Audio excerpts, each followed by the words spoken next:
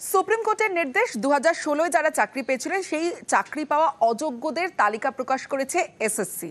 আর এই নিয়ে রাজ্য রাজনীতির হাওয়া গরম। দেখুন, তাদের অযোগ্য বলে চিহ্নিত করছে কারণ এখন তারা তৃণমূলে একটু ব্রাত্য হয়ে গেছে। যে ব্যাপকভাবে খোলা বাজার বানিয়ে চাকরি বিক্রি করা হয়েছিল, তাতে যে সংখ্যাটা সরকার দিচ্ছে ওই সংখ্যাটা কখনোই সঠিক সংখ্যা নয়।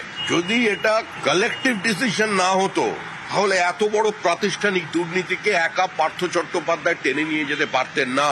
পার্থ চট্টোপাধ্যায় তো স্ট্রাইকারের ভূমিকায় ছিলেন, কিন্তু ডিফেন্ডার কোথায়, গোলকিপার কোথায়, হাফব্যাকরা কোথায়, ক্যাপ্টেন কোথায়? কোথাও না কোথাও কিছু অনিয়ম হয়েছে, সেই কারণেই কয়েকজন জেলে আছেন, কিন্তু তার সঙ্গে রাজনীতি বা দলের কোনো সম্পর্ক নেই। আজ যারা বড় বড় কথা বলছে বিজেপি, তাদের ব্যাপম কেলেঙ্কারি, এতজনের মৃত্যু, তদন্ত চলাকালীন রহস্য মৃত্যু। আর সিপিএম এর জমানায় কম্পিউটারটি ছিল না, ডিজিটাল ছিল না বলে ফুল টাইমার কমরেডের বাড়ি মানেই সরকারি চাকরি, শিক্ষক শিক্ষিকার চাকরি, এগুলো কেউ ভুলে যায়নি। সুপ্রিম কোর্টের নির্দেশ, সেই মতো শনিবার অযোগ্যদের তালিকা প্রকাশ করে এসএসসি। তালিকায় রয়েছে 1086 জনের নাম। এই তালিকা প্রকাশ হতেই রাজ্য রাজনীতিতে তরজা তুঙ্গে।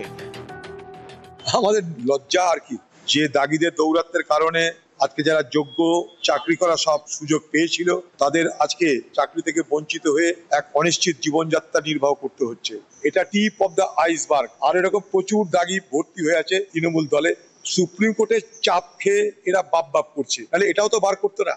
এই বোধোদয় যদি আগেই হতো তাহলে তো যারা যোগ্য তাদের তো কোনো পরীক্ষা দিতে হতো না। নাকি এর মধ্যে কোনো দূরভিসন্ধি আছে? নেতাদেরকে টাকা দিয়ে যারা চাকরি পেয়েছে, যাদেরকে টেন্টেড বলা হচ্ছে, তাদেরকে আমি অনুরোধ করব, আপনাদের নাম যদি লিস্টে আসে তাহলে আপনারাও এটি লিস্ট জারি করুন যে কোন তৃণমূল নেতাকে আপনাদের কত টাকা দিতে হয়েছিল। জেলায় জেলায় পাবলিশ করুন। না করতে পারলে আমাদেরকে দিন।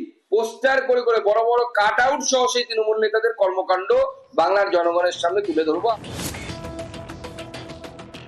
সুকান্ত মজুমদার লিস্ট দেখে বলে দিই যে বিজেপির কতগুলো লোকের মধ্যে ছিল, শুভেন্দু অধিকারীর কতগুলো লোক ওই লিস্টের মধ্যে রয়েছে পূর্ব মেদিনীপুর, পশ্চিম মেদিনীপুর, বাঁকুড়ায়, সেটা সুকান্ত মজুমদারকে দেখতে বলুন। শুধু তৃণমূল নেতা কেন, বিজেপি নেতা নেতৃত্বের নাম এসেছিল, সব শুভেন্দু অধিকারী অভ্যাসা করিয়েছে। রাজনৈতিক কথা বলে বাজার ফাটিয়ে লাভ নেই ভাই। হিম্মত থাকে, শিরদাঁড়া সোজা থাকলে যান সুপ্রিম কোর্টে গিয়ে মামলা করে বলুন এই লিস্ট বোগাস, বা এই লিস্টে অযোগ্য বলে যারা বলেছে তারা অযোগ্য না। অযোগ্যদের তালিকা প্রকাশ হওয়ার পর তরজা চরমে। সেই তালিকায় বিজেপি তৃণমূল দুই দলেরই নেতা বিধায়কদের আত্মীয়দের নাম। যেমন উত্তর 24 পরগনার পানিহাটির তৃণমূল বিধায়ক নির্মল ঘোষ, তার ছেলের বউ শম্পা ঘোষের নাম এসএসসির অযোগ্য তালিকায়।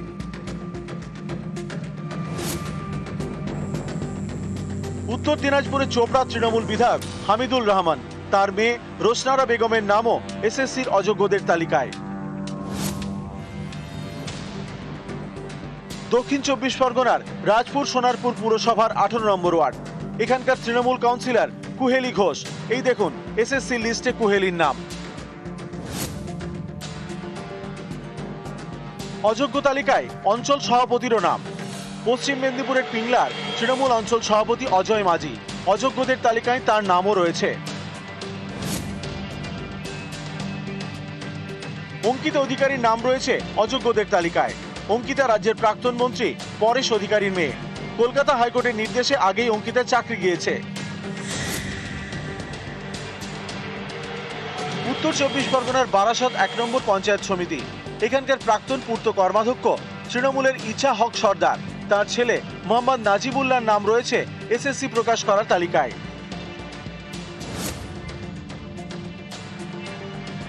উত্তর দিনাজপুর জেলা পরিষদের প্রাক্তন সভাধিপতি কবিতা বর্মন একসময় ছিলেন তৃণমূলে, এখন বিজেপিতে, তার নামও অযোগ্যর তালিকায়। আরেক বিজেপি নেতা অসীম কুমার মৃধা, তিনি উত্তর দিনাজপুর জেলা বিজেপির সহ সভাপতি, তার ভাই অনুপ কুমার মৃধার নাম অযোগ্যদের তালিকায়। বীরভূমের বিজেপি নেতা সুরজিৎ সরকার, তার বউ লক্ষ্মী বিশ্বাসের নামও রয়েছে এসএসসির লিস্টে।